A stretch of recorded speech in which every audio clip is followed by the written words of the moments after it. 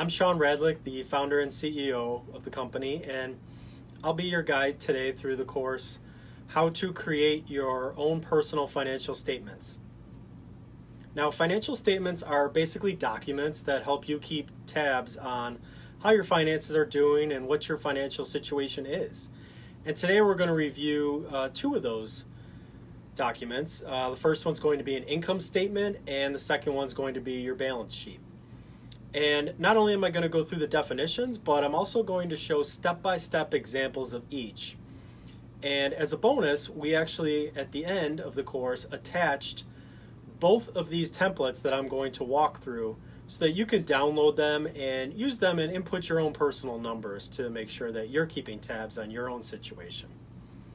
And as an extra added bonus on top of this, at the end of this course, we have a bonus session that's going to kind of go through how you tie together both of these documents, what they mean, how they work together, and how the rich actually get richer. So I hope you're as excited about this course as I am, and let's dive right in. So the first document we're going to focus on is the income statement. You might also sometimes hear this referred to as a cash flow statement, and you'll find out why in a moment. Now, an income statement basically measures the cash inflows or income that you have generated or that's coming in versus your cash outflows, which are expenses or money that you're spending. And that will determine if you have a positive or negative cash flow. Now, the basic formula for an income statement is take all of your total income minus all of your total expenses, and that will equal your cash flow. A lot of times this is measured on a monthly basis. Now, one of the reasons that I really like an income statement is that it's a short-term financial report card. It's a snapshot in time of really where your finances stand from a day-to-day basis. It's also a good indicator. It can be a leading indicator into your financial future and can help you identify potential opportunities or challenges ahead of time and really let you act accordingly. So what we're going to do in the next segment is I'm going to go through step by step an example of an income statement.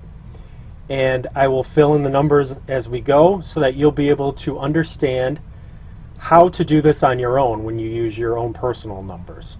So stay tuned for that.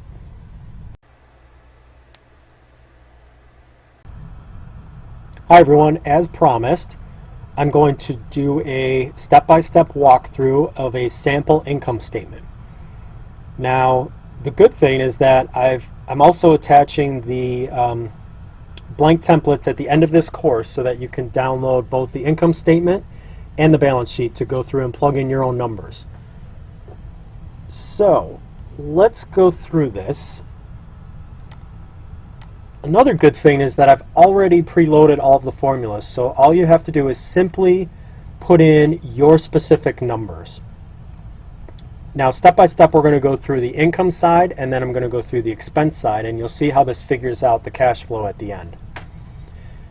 So on the income side, the first section is earned income. This is basically if you work a job or two jobs, as you'll see. Let's say you make $60,000 a year. That's $5,000 per month. Now, I forgot to mention, an income statement is usually based on a monthly snapshot. So go ahead and take all of your expenses and income and convert that to a monthly number. In this example, let's say I don't work a second job. So you'll see that it totaled out $5,000 for the earned income portion. Now, passive income, that could be any passive income you receive from real estate, a business, or anything like that. Let's say in this example, I own a rental property and I earn an extra $200 a month income out of that. Go down to portfolio income. Some people will get interest from accounts per month. Let's put that at $50. Let's say dividends get paid from either stocks you own or mutual funds. So let's just put that at $100. Now I'm using really simple numbers here, but I would encourage you to put in your actual numbers. So if it's $94.23 per month, put it in there. All of the formulas are in here, as you'll see, and it totals up the income on the left-hand side. Now this was pretty easy, right? There's only 3 sections within the income area. There's earned income, passive income, and portfolio income. So there's not a lot to do. Put all of those numbers in and you'll get your total right there. Now when we go to the expense side, let's take a look at that. Now the $5,000 per month was the gross number. That's before the government got a hold of their portion. So, you know, I have no idea what each person's tax bracket is, so figure that out on your own. But for this example, I'll just put in $1,500 comes out in taxes. I'm not going to put anything in for real estate taxes. In this example, I'm going to assume that the person rents. So let's put in the rent payment of $1,000 a month. Utilities, we got to keep the lights on. Nope, maintenance, that's included. Rental insurance, I definitely want to protect my stuff. I got to eat. Probably spending $100 a week, so let's just put in 400-ish a month. Definitely want to have some fun. Need to look good. Make my calls, get on the internet. I'm a big believer in charity. You know, your own personal preference on this, but I definitely like to put aside for some contributions on that. Everybody's got credit card debt. Put some of that in there, making some payments.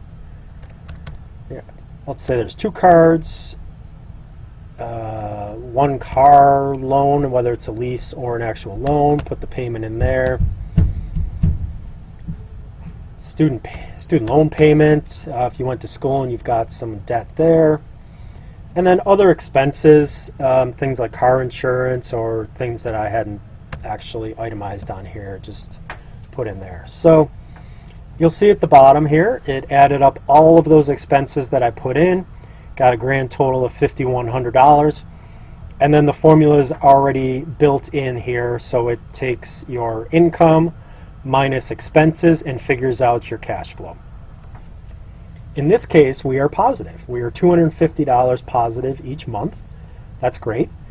That's not always the case. Sometimes you might do this and find that you are negative. It'll figure that in there as well for you. So if your expenses exceed your income, you will see that you have a negative monthly cash flow. So let's go back to this example for a second and assume that it's positive. One of the things that I would also point out is, you know, we've put in things like entertainment, clothing, credit cards, student loans. You can make these anything you want. Change these labels, put in whatever. I have no idea what your personal expenses are, but I put in some of the most common ones that people are going to have. But if you've got 3 credit cards, put that in here. If you've got 0, take it out and put in whatever your expenses look like. Make this your own. That's why we've given you the blank template at the end of these courses to let you really play with it yourself, put in your own personal numbers, and you are owning that experience for yourself. So in this example, this person has a positive cash flow. So there's a couple options at the end. With a positive cash flow, they can put some money aside into a savings account. You know, we haven't accounted for that. They could invest some cash into things like assets that are cash flowing assets. They could donate more to charity. I mean, there's a million different things they could do with that extra money. Now, if it weren't positive and it was negative, the person has a decision to make. They have to figure out how to make up for that shortfall each month. There's 2 options. You can reduce your expenses or you can increase your income. Most people go directly to trying to reduce their expenses, right? They try to cut corners, cut back on things, not eat out as much, whatever it is. And some of that might be a really good thing for you. But remember, you can only reduce your expenses by so much. You still have to pay taxes. You still have to live somewhere. You still have to keep the lights on. You still have to eat. You still have to put clothes on. So there are only so many things that I could physically reduce out of this column. So what I like to encourage our clients to do is really try to encourage the the income side, because there is no cap and no limit on the amount of income you can have, especially passive income. So an example would be, look at what happens if I figured out how to increase this to $500 a month. Right away, I got rid of the shortfall without having to reduce any of my expenses. Let's say I figured out how to increase my interest more, or I got a raise at work. All of those are making a significant difference without having to reduce my expenses. Now, I'm not saying you shouldn't attempt to reduce expenses. I think some of us can and maybe should take a look at the things that we're spending money on, and where appropriate, definitely reduce that. I just tend to not want to go there first.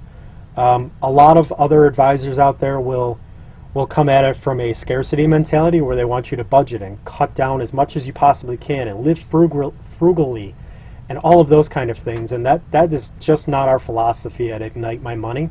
We're more of a abundant mindset. Let's focus on how we can increase all of that stuff, because even if I cut out my credit cards and did all of that stuff, again, I can only get this down to a finite amount. There still are some expenses, but there is no limit to the amount of income I can generate, either earned or passive. Passive income's even better. Generate that income while you're sleeping, while you're on vacation, whatever it is, and you're not having to put in more hours to do that. So hopefully this makes sense. I like showing a live example and going step by step, because I feel it really helps people understand what they should be doing on their end. So again, I encourage you to download this blank template at the end of this course, plug in your own numbers, and I would look at this on a monthly basis. Things change, so make sure that you're looking at it and see if your cash flow each month is positive or negative.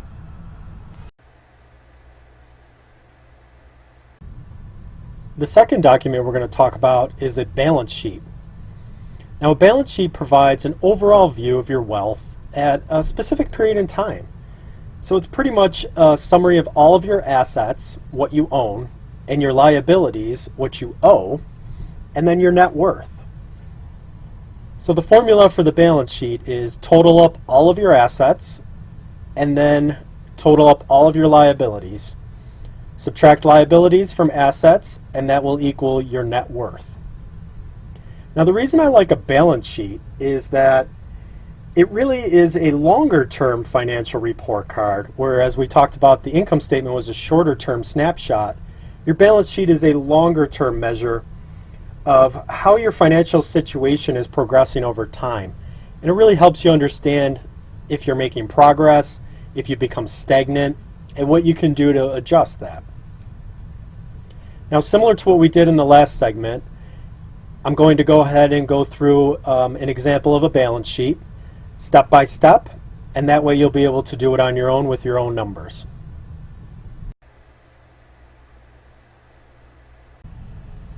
Okay, it's time to go through the sample for the personal balance sheet. And just like we did with the income statement, I'm going to go through it step by step, filling in the blanks. And remember, the template is attached at the end of this course so that you can download it and fill in your own personal numbers. So I'm going to first take an example of someone who's maybe a couple years removed from school, just started a job, and take a look at what their balance sheet might look like. So cash on hand is fairly basic, $200. Checking account might be around $1,000. Savings might be about $2,000. So you'll see, like last time, all the formulas are filled in and it totals the amounts right there for you. Brokerage accounts, I would say this person's fairly early in their career, maybe doesn't have any of these yet, stocks, bonds, things like that. They do have a 401k because at their job they've been offered that and have opted into that. So they've got about $15,000 in there. No house yet. They're actually renting. They're leasing a vehicle, so no vehicle assets there. No loans, life insurance, collectibles, anything like that. They do have $800 from some antiques that were given to them by their great Aunt Rose. So I'll put that in there. And I'm putting that in there just to make it an even amount. So you'll see at the bottom here, they have total assets of $19,000. Now let's move over to the liabilities side. For liabilities, the average person has probably about $7,000 in credit card debt, and I'm going to go ahead and put that across 3 different cards. So we'll see that right there. Nothing else in the short-term credit, so there's a $7,000 total there. Long-term debt, there's no mortgages of any kind, no vehicle loans, so that's good, no debt there. There is that student loan because, as we mentioned, they're a recent graduate in the last couple of years, so the average student loan debt is roughly around $50,000, so I'm just going to put that in there. No other liabilities. So you'll see that the total liabilities are $57,000, which makes the current net worth negative $38,000. Now remember, the formula for net worth is assets minus liabilities equals net worth. So here, this individual has total assets of $19,000, total liabilities of $57,000, which makes their net worth negative $38,000. So I'm going to put that in year 1 right here, negative $38,000. Now, that's not abnormal, especially if you're in your 20s or maybe even your early 30s, but you don't want it to be that way for too long, or that negative net worth is really going to limit the ability for you to control your own financial future. And if it is negative, I'm guessing it's probably due to 3 main areas: credit card debt, student loan debt, and probably the small amount of assets that someone has at that point in their life. So let's jump forward a couple years. Let's say it's 2 years later. What might that look like for someone who's now moving along in their career? Let's say they've now got $2,000 in their checking account and they're able to have put away $10,000 in their savings. Their 401k, they're continuing to contribute and their company's matching, so that's gone up to about $30,000.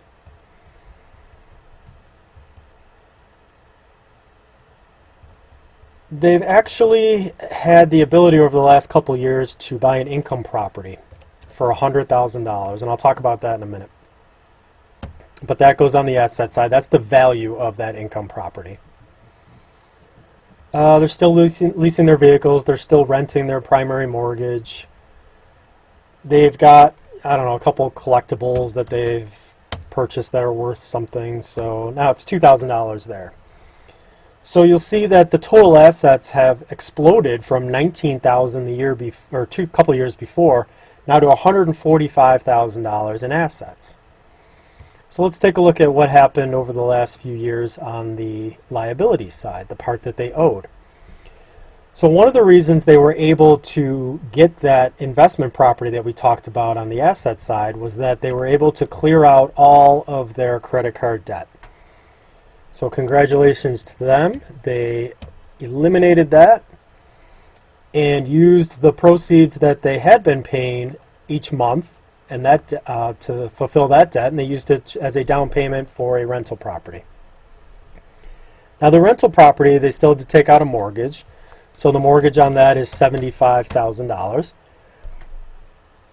So this is debt, but if you've checked out any of our other courses, I've explained the difference between good debt and bad debt. This would be considered good debt because they've actually been able to outsource that mortgage to their tenant. The tenant pays this person each month, and that money goes toward servicing this loan. During this time period, they've also been able to pay their student loan down a bit to $25,000. So their total liabilities have gone up a lot as well. You remember last time the total liabilities were $57,000 and now they're $100,000. So those went up, but here's an interesting thing. Their net worth went from negative to a positive $45,000. So I'm going to plug that in over here.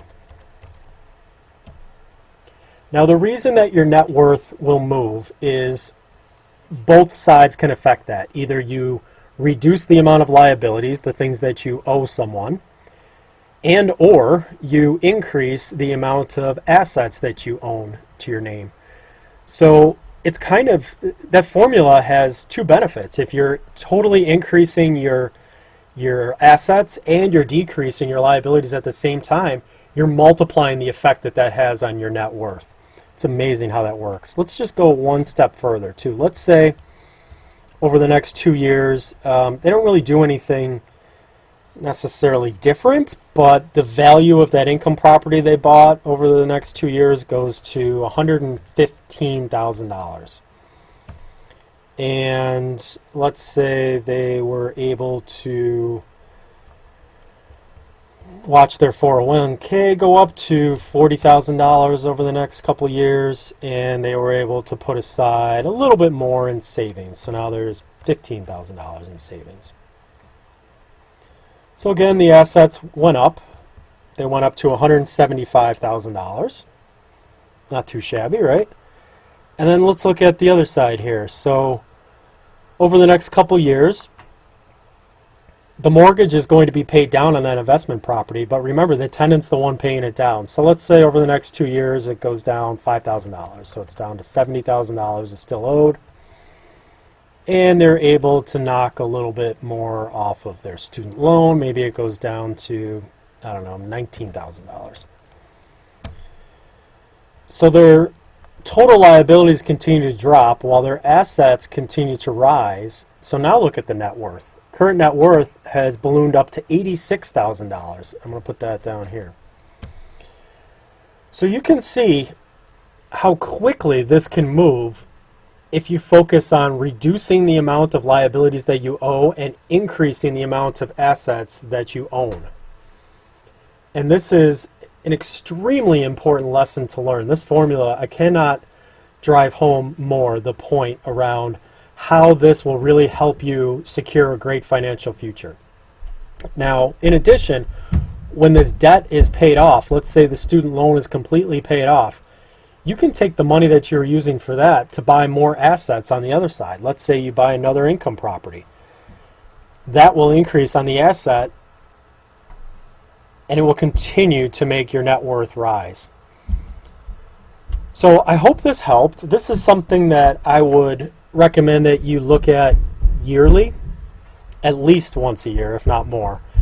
But I put a little spot down at the bottom here where you can keep track to watch it progress over time from year 1 to year 2 to year 3.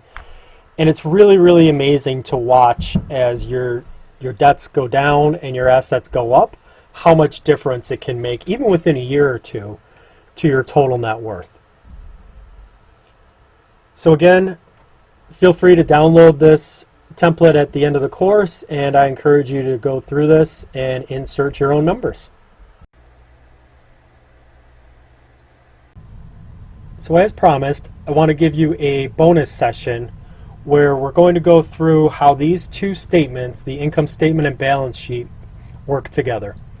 And before we dive into this, I want to credit one of my mentors and people that I've followed for years, Robert Kiyosaki, who started Rich Dad, Poor Dad, with coming up with this. And it's really helped me understand it, and I really feel it's going to help you better understand all of the information that we went through in the course. And it ties it all together real nice with a bow. So let's get started. Let's take a look at the poor first.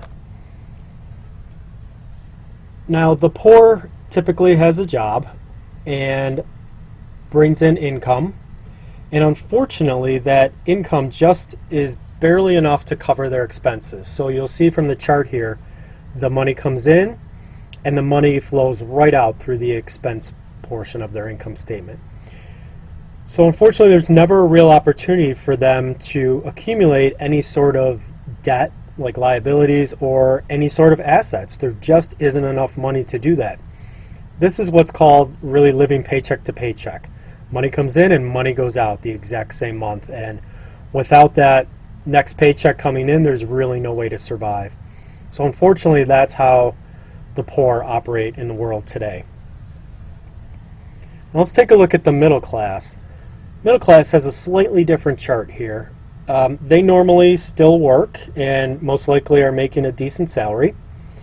The money comes in, but let's watch what they do with their money.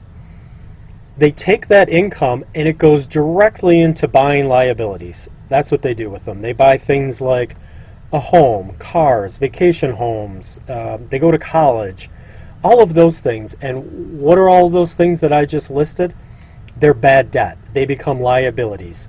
So your home, you have a mortgage. Your cars, you have car loans. Vacation home, it's a mortgage. Credit card debt. Student loans. They go out and they buy stuff that requires long-term debt and long-term payments. And what happens is you'll see that those liabilities then move right back up to the expenses, because now each month they have to make those payments. The credit card payment's due, the mortgage is due, the student loan payment is due. All of those things quickly move from the income that came in, they buy liabilities, and then the expenses are forced to service that debt and leave their pocket every single month. So with that happening, they think they're doing great. They're keeping up with the Joneses, but they aren't really buying any cash flowing assets. So they continue to work to pay for the liabilities that they purchased. And the unfortunate part is that they're really only one emergency or one bad thing from happening away from being in real trouble. Because you see, this is the most vulnerable group. The poor knows that they're poor. But the middle class, they think they're doing great because they have a lot of stuff. And unfortunately, it's just a mirage. As you can see, stuff are not real assets. Stuff is just stuff, and it costs money every single month, so it flows right out. Now let's take a look at how the rich operate. The rich, on the other hand, use their money not to buy stuff, but to buy cash flowing assets. Things like rental real estate, whether it's commercial or residential. They buy commodities that are cash flowing. They buy businesses that are cash flowing, or start businesses that are cash flowing. So they invest their money and use their income to buy cash flowing assets. And these cash flowing assets provide passive income, meaning they don't have to work. That income comes in whether they punch a clock or not. It's just being thrown off from these cash flowing assets each month it comes in. So that's why you'll notice the cycle here. Then they use that passive income to buy more cash flowing assets, and so on and so on and so on. And that's why you get the phrase, the rich become richer. They just continually take that income, invest it in cash flowing assets. That produces passive income, and it's a vicious cycle. So I hope this helped. I really, really enjoy this chart because I feel like it's a clear picture on how different segments of the population actually make their money, keep their money, spend their money, and invest their money. And this is one of the best examples and explanations that I have seen. So I wanted to go ahead and share it with you guys. Now I hope that you enjoyed this course, and I hope that you found all of these statements helpful, and I hope that you download all of them and insert your own numbers. Take a look, because the more that you work on these statements, the more you'll help increase your financial literacy, and it'll help you make better decisions on your path to controlling your own financial future. So don't forget to download those templates, and we'll talk to you soon. Take care.